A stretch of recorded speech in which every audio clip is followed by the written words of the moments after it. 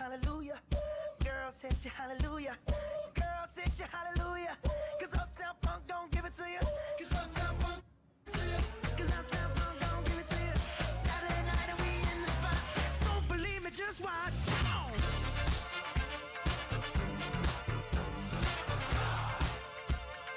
Don't believe me, just watch. Don't believe me, just watch. Don't believe me, just watch. Don't believe me, just watch. Hey, hey, hey, oh! Stop. Wait a minute. Fill my cup, put some nigga in it. Take a sip, sign the check. Julio, get the stretch. Right to Harlem, Hollywood, Jackson, Mississippi. If we show up, we gon' show out. Smoother than a fresh drop skipping. I'm too hot. Call the police and the fireman. I'm too hot. Make a dragon roll to retirement. I'm too hot. Trick say my name, you know who I am. I'm too hot. This is how we do it. This is how we do it. La la la la la.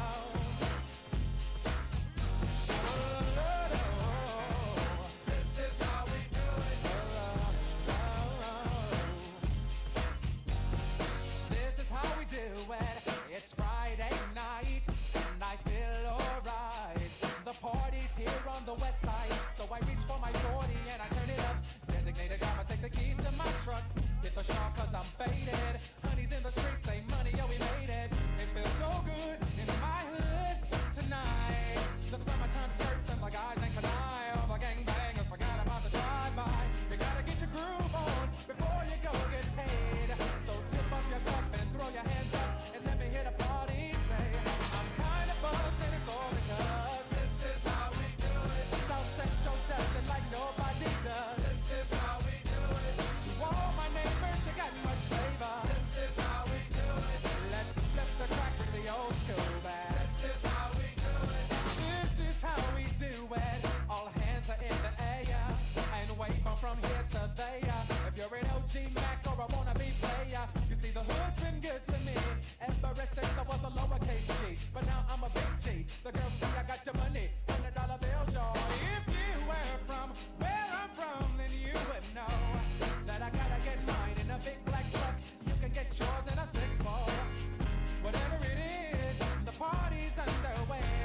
So tip up your cup and throw your hands up and let me hear the party say, I'm kinda buzzed, it's all because this is how we do it. South Central does it like nobody does. This is how we do it. To all my neighbors, you got much flavor. This is how we do it. Let's step the back, bring the old school back. Please welcome Charlie Mack and his daughter, India Maria.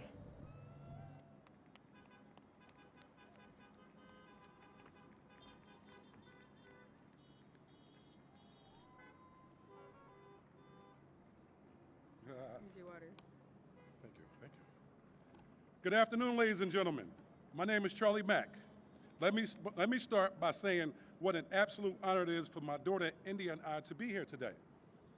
It's only fitting that we're gathered here today in the city of brotherly love. We're just 13 days out from the most important election of our time. When I think back about growing up in Philadelphia in the 70s and the 80s, it was a wonderful time for me. In South Philly, Southwest Philly, North Philly, Albany, and Germantown. However, I spent my formative years in Southwest Philadelphia, where I learned what it meant to be a man.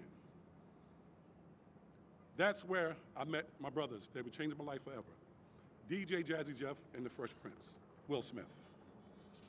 Yes, give it up for them.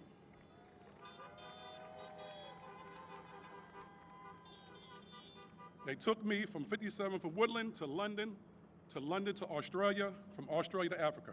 And although I traveled the world, there's nothing like home. Most people consider me the big brother of our great city of brotherly love and sisterly affection. Yes, sisterly affection. My brothers and sisters, we have a chance to determine where we want to go as a nation. We have the power to guide our city, our state, our country back to decency and compassion we all know we need. India. Philadelphia is known as a great city. So much greatness emanates from Philadelphia, and now bestowed upon us is a great responsibility to see this election through to the end.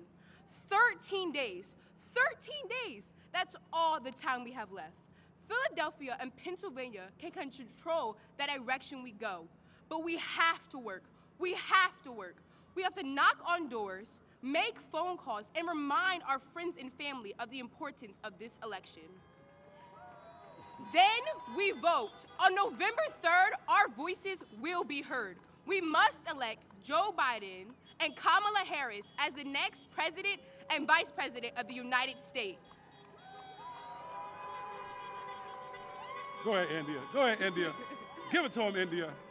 We must elect Joe Biden, Kamala Harris as our next president and vice president of the United States of America. We want to build a better future for our kids. We need to vote for Joe Biden and Kamala Harris to finally confront the issues that have held back us for too long, that Donald Trump has made worse. Systematic racism, gun violence epidemic, and the barriers to educate, opportunity, and success for too many here in Philadelphia, across the country. But guess what? That's the good part. Guess what? We have a great time today because we can vote in Pennsylvania and Philadelphia right now, today.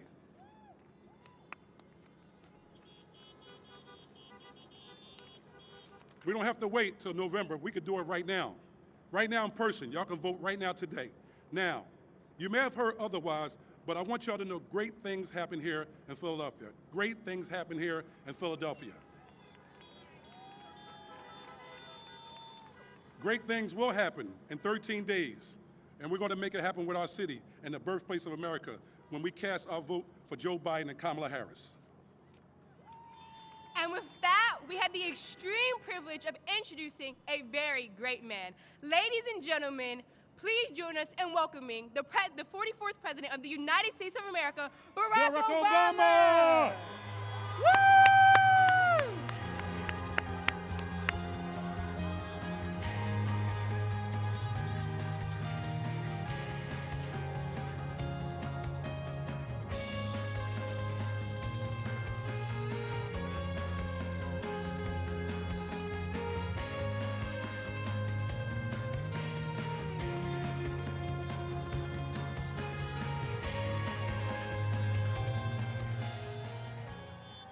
Hello, Philadelphia.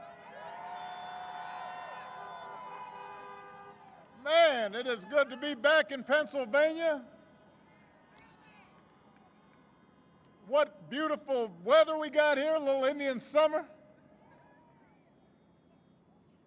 You know, I know the president spent some time in Erie last night, and apparently he complained about having to travel here. And then he cut the event short. Poor guy. I don't feel that way. I love coming to Pennsylvania. You guys delivered for me twice, and I am back here tonight to ask you to deliver the White House for Joe Biden and Kamala Harris.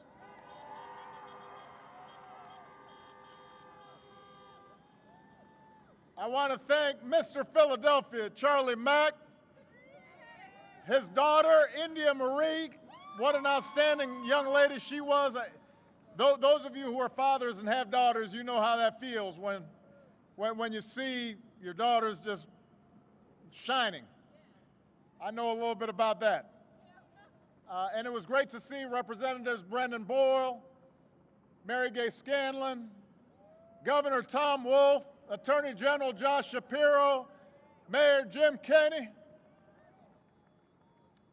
Philadelphia, we got 13 days. That's our lucky number right here. 13 days until the most important election of our lifetimes.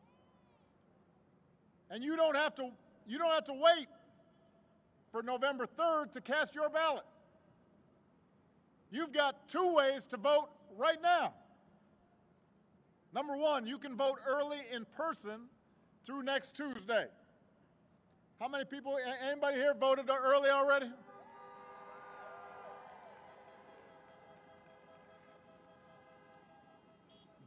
If you haven't, just go to iwillvote.com/PA and find out where you can vote early. Number two, you can vote from home with a mail-in ballot. Just go to iwillvote.com/PA to request your ballot right away. And before you send it back, Pennsylvania's got this thing where you've got to use both envelopes. So you've got to read the directions carefully to make sure your vote counts. And if you've already voted, then you've got to help your friends and family make a plan to vote. Take them with you if you vote early or if you vote in person on election day, because this election requires every single one of us to do our part. And what we do these next 13 days will matter for decades to come. Now, last time I was in Philadelphia, I was at the Constitution Center. And I was delivering a speech for the Democratic National Convention this year. And I said during that speech, I've sat in the Oval Office with both of the men who are running for president. And they are very different people. I explained that I never thought Donald Trump would embrace my vision or continue my policies, but I did hope, for the sake of the country, that he might show some interest in taking the job seriously. But it hasn't happened. He hasn't shown any interest in doing the work or helping anybody but himself and his friends, or treating the presidency like a reality show that he can use to get attention. And by the way, even then his TV ratings are down. So you know that upsets him.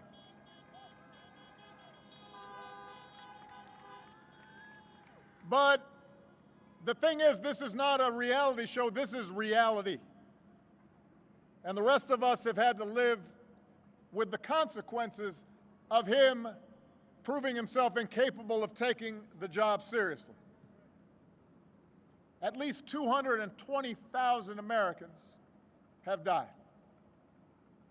More than 100,000 small businesses have closed. Millions of jobs are gone. Our proud reputation around the world is in tatters. Presidents up for re-election usually ask if the country is better off than it was 4 years ago. Well, I'll tell you one thing. 4 years ago, you'd be tailgating here at the Link instead of watching a speech from your cars. The only people truly better off than they were 4 years ago are the billionaires who got his tax cuts. Right now, as we speak, Trump won't even extend relief to the millions of families who are having trouble paying the rent or putting food on the table because of this pandemic. But he's been doing all right by himself. As it turns out, this was just reported in the last 48 hours. We know that he continues to do business with China because he's got a secret Chinese bank account. How is that possible? How is that possible? A secret Chinese bank account. Listen, can you imagine if I had a secret Chinese bank account when I was running for re-election? You think Fox News might have been a little concerned about that? They would have called me Beijing Barry. It is not a great idea to have a president who owes a bunch of money to people overseas. That's not a good idea. I mean, of the taxes Donald Trump pays, he may be sending more to foreign governments than he pays in the United States. His first year in the White House, he only paid $750 in federal income tax. Listen, my first job was at a Baskin Robbins when I was 15 years old. I think I might have paid more taxes that year working at a dispensing ice cream. How is that possible? How many people here paid less than that? It's possible, just possible now, that if you are living high on the hog and you only pay $750 in taxes, that maybe, just maybe, he might not know what working people are going through here in Pennsylvania. We cannot afford 4 more years of this, Philadelphia. But the good news is, right now you can choose change. Right now you can vote for my friend Joe Biden and his running mate Kamala Harris as the next president and vice president of the United States of America.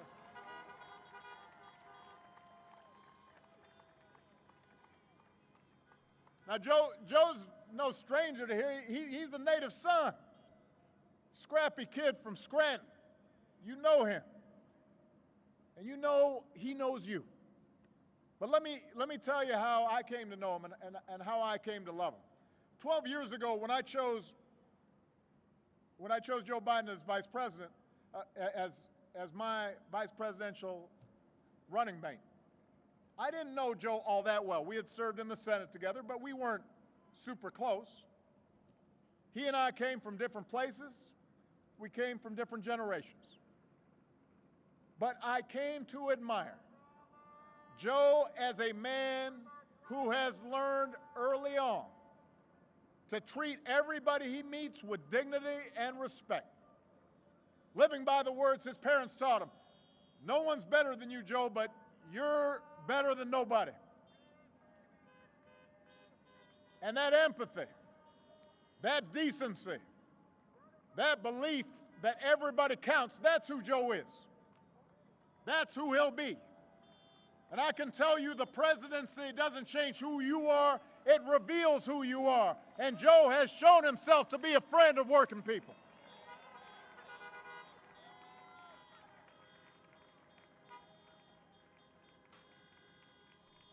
For 8 years, Joe was the last one in the room when I faced a big decision. He made me a better president, and he's got the character and experience to make us a better country. And he and Kamala are going to be in the fight, not for themselves, but for every single one of us. Look, I get that this president wants full credit for the economy he inherited and zero blame for the pandemic that he ignored. But you know what? The job doesn't work that way. Tweeting at the television doesn't fix things. Making stuff up doesn't make people's lives better. You've got to have a plan. You've got to put in the work. And along with the experience to get things done, Joe Biden has concrete plans and policies that will turn our vision of a better, fairer, stronger country into a reality. We literally left this White House a pandemic playbook that would have shown them how to respond before the virus reached our shores. They probably used it to, I don't know, prop up a wobbly table somewhere. We don't know where that playbook went. 8 months into this pandemic, cases are rising again across this country. Donald Trump isn't suddenly going to protect all of us. He can't even take the basic steps to protect himself.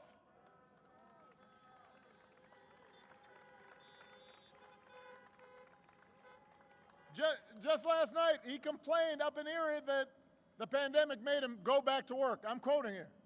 He was upset that the pandemic's made him go back to work. If he'd actually been working the whole time, it never would have gotten this bad.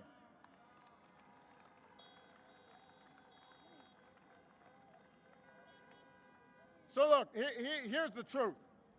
I want to be honest here. This pandemic would have been challenging for any president. But this idea that somehow this White House has done anything but completely screw this up is just not true. I'll give you a very specific example. Korea identified its first case at the same time that the United States did.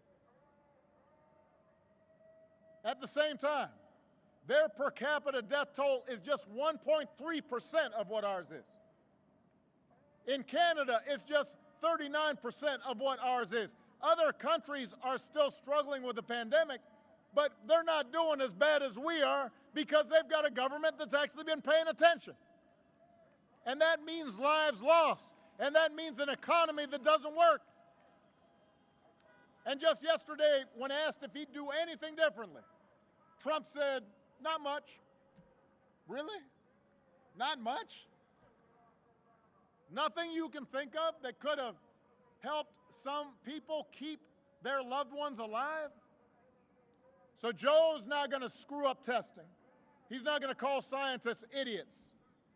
He's not going to host a super spreader event at the White House.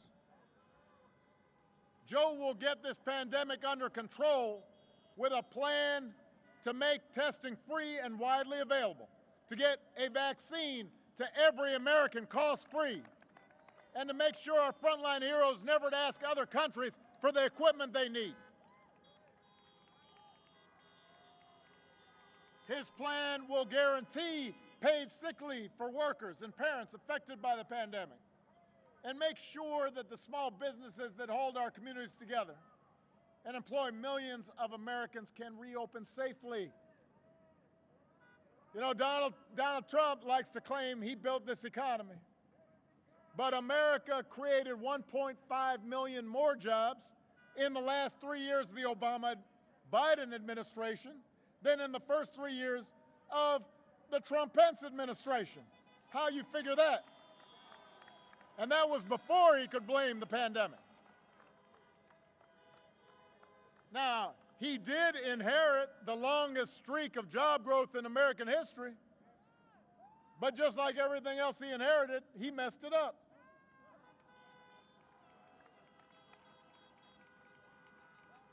The economic damage he inflicted by botching the pandemic response means he will be the first president since Herbert Hoover to actually lose jobs. Joe's got a plan to create 10 million good, clean energy jobs as part of a historic $2 trillion investment to fight climate change, to secure environmental justice. And he'll pay for it by rolling back that tax cut for billionaires. And Joe sees this moment not just as a chance to get back to where we were, but to finally make long overdue changes so that our economy actually makes life a little easier for everybody. The waitress trying to raise her kid on her own. The student trying to figure out how to pay for next semester's classes. The shift worker who's always on the edge of getting laid off. The cancer survivor who's worried about her pre-existing conditions protections being taken away. Let me tell you something, Pennsylvania. This I know to be true. Joe and Kamala will protect your health care and expand Medicare and make insurance more affordable for everybody.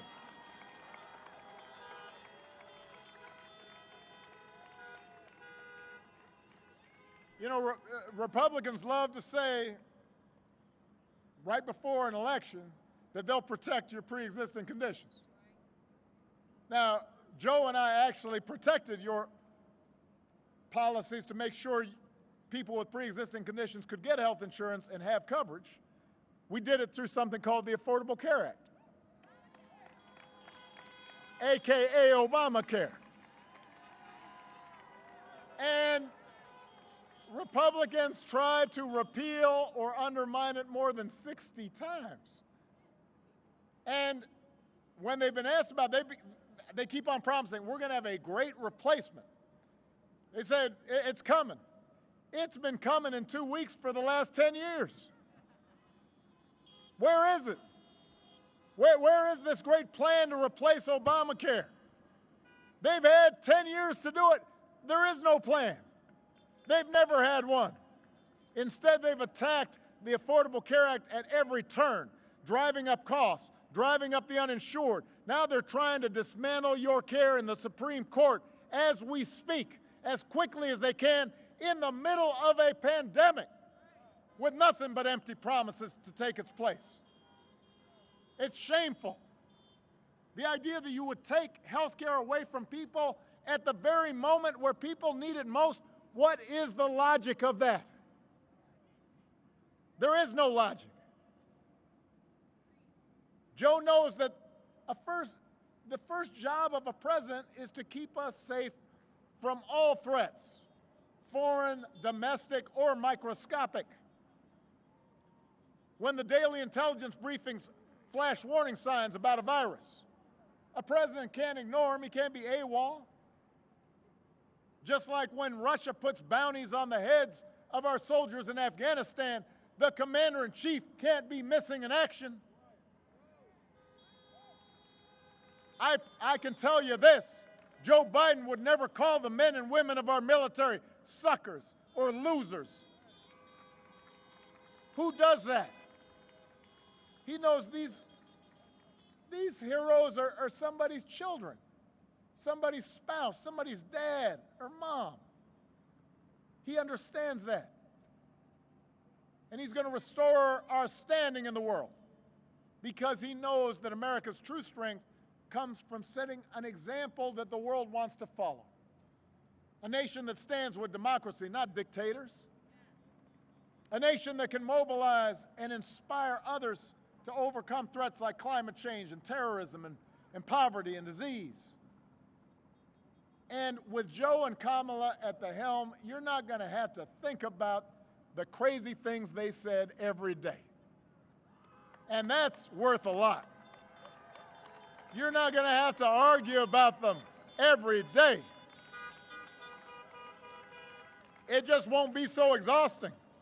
You might be able to have a Thanksgiving dinner without having an argument. You'll be able to go about your lives knowing that the president is not going to retweet conspiracy theories about secret cabals running the world or that Navy SEALs didn't actually kill bin Laden. Think about that. The President of the United States retweeted that. Imagine. What?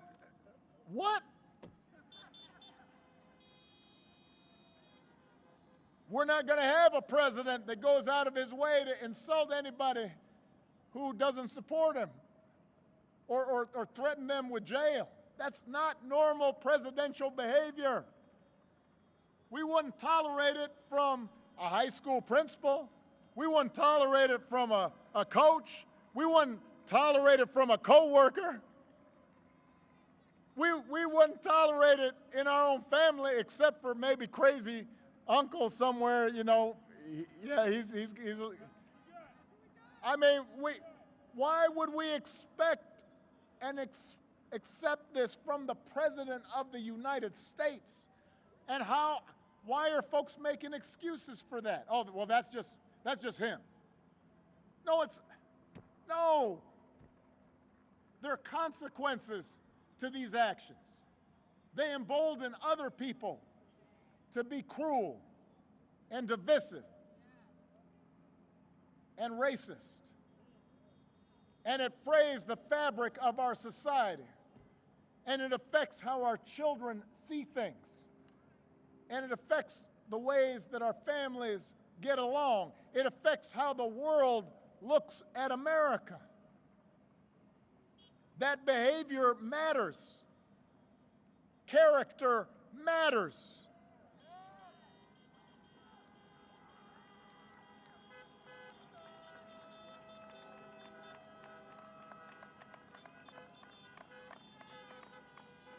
And by the way, while he's doing all that, it distracts all of us from the truly destructive actions that his appointees are doing all across the government, actions that affect your lives.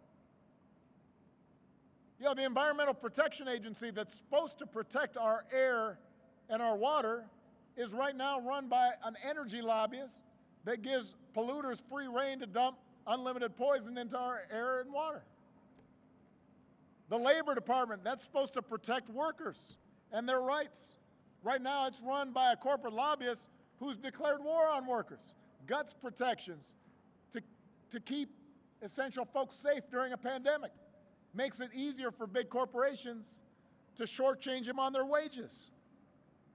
The Interior Department, that's supposed to protect our public lands and wild spaces, our wildlife and our wilderness. And right now that's run by an oil lobbyist who's determined to sell them to the highest bidder. You've got the Education Department that's supposed to give every kid a chance, and that's run by a billionaire who guts rules designed to protect students from getting ripped off by for-profit colleges and stiff-armed students looking for loan relief in the middle of an economic collapse. I mean, the person who runs Medicaid right now is doing their best to kick people off of Medicaid instead of sign them up for Medicaid. Come on.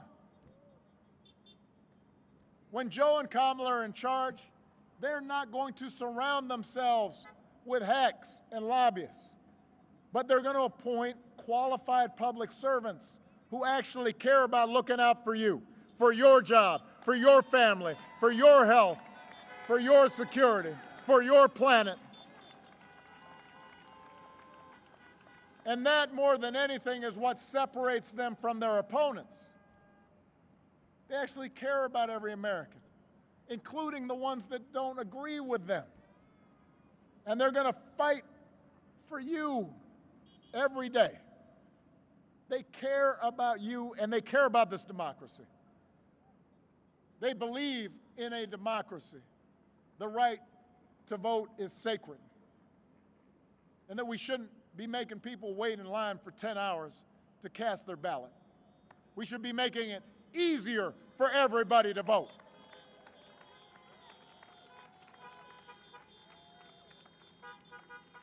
They believe that no one, especially the president, is above the law. They understand that protest on behalf of social justice isn't un-American. That's the most American thing there is. That's how this country was founded, protesting injustice.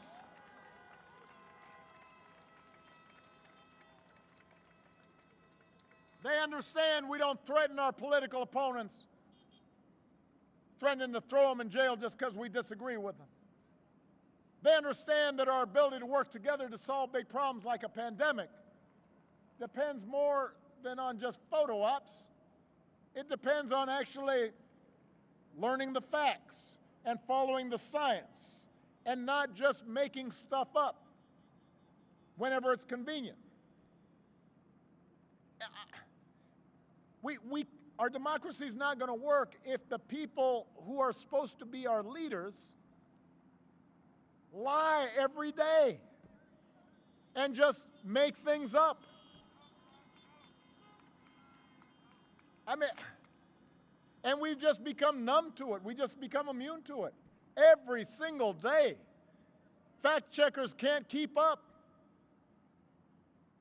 And look, this notion of truthfulness and democracy and citizenship and being responsible, these aren't Republican or Democratic principles, they're American principles. They're what we, most of us grew up learning from our parents and our grandparents. They're not white or black or Latino or Asian values, they're American values, human values, and we need to reclaim them. We have to get those values back at the center of our public life, and we can, but to do it, we've got to turn out like never before. We cannot leave any doubt in this election, because you know, the president's already said, if this is even close, I'm going to just make stuff up. He's already started to do it. So we can't have any doubt. We can't be complacent. I don't care about the polls. There were a whole bunch of polls last time. Didn't work out because a whole bunch of folks stayed at home and got lazy and complacent. Not this time. Not in this election. Not this time.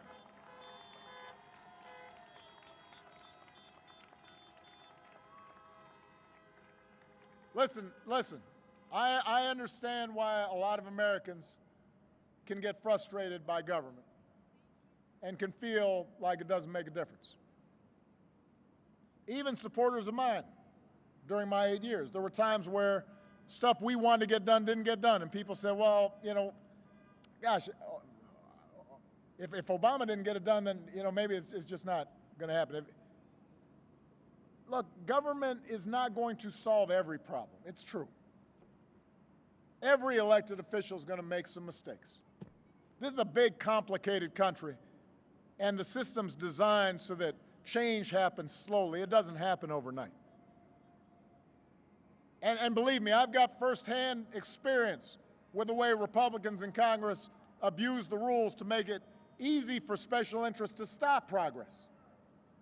But we can make things better. And we sure shouldn't be making things worse.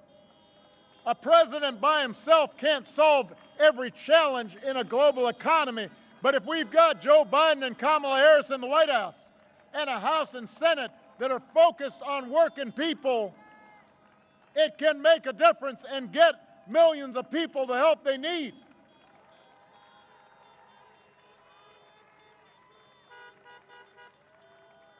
A president by himself can't eliminate all racial bias in our criminal justice system, but if we've got district attorneys and state's attorneys and sheriffs and police chiefs focused on equality and justice, it can make things better.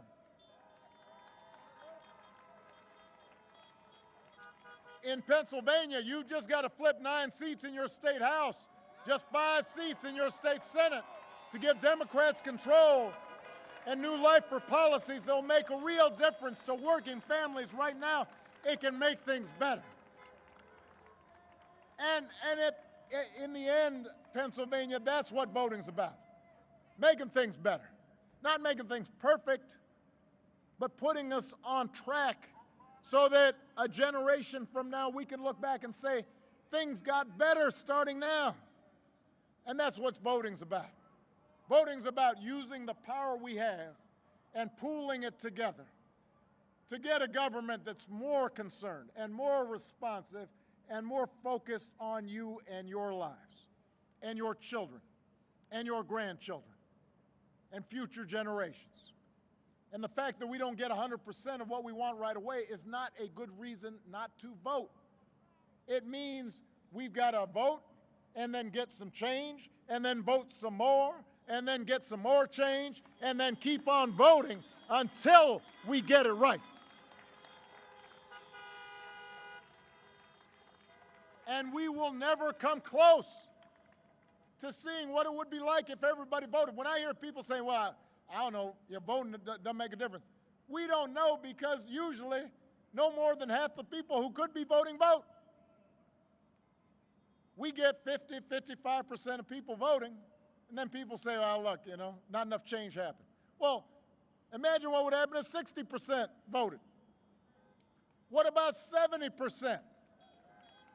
Imagine January 20th when we swear in a president and a vice president who have a plan to get us out of this mess, who believe in science and have a plan to protect this planet for our kids, and who care about working Americans and have a plan to help you start getting ahead, and who believe in racial equality and gender equality and believe in not discriminating against people because of their sexual orientation, and are willing to bring us closer to an America where no matter what we look like and where we come from and who we love and what our last name is, if we go out there and we work, we can make it. And we're part of an American family. All of that is possible. All of that is within our reach if we vote.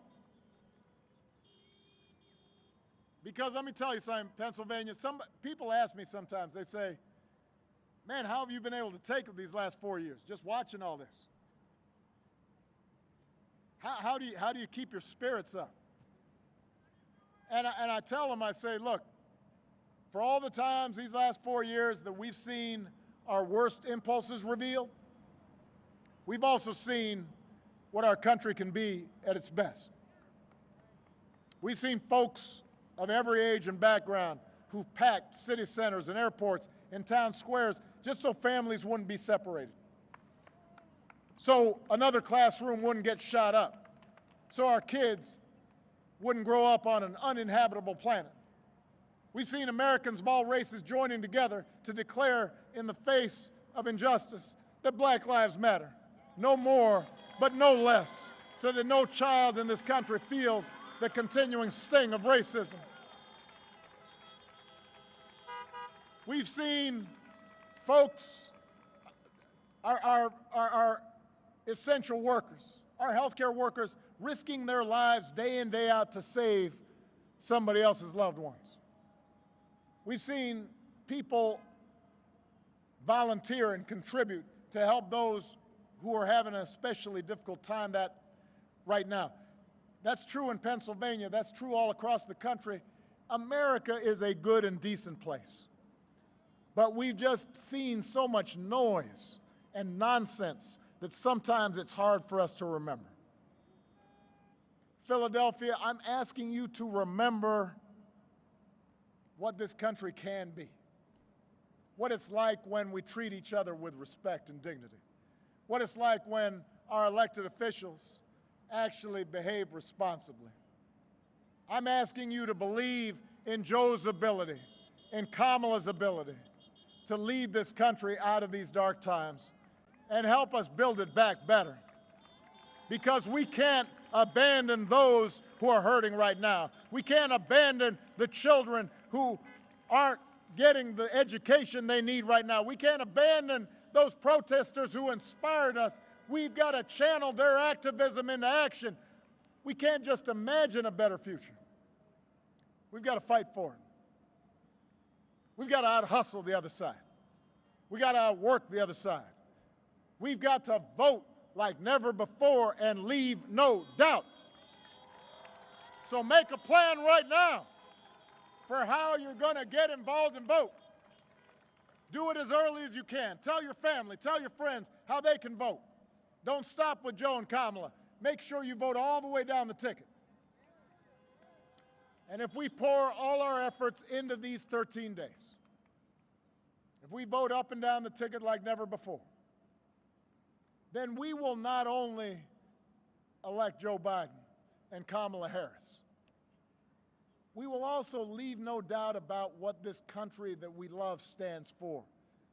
We will not leave any doubt about who we are as a people and the values and ideals that we embrace.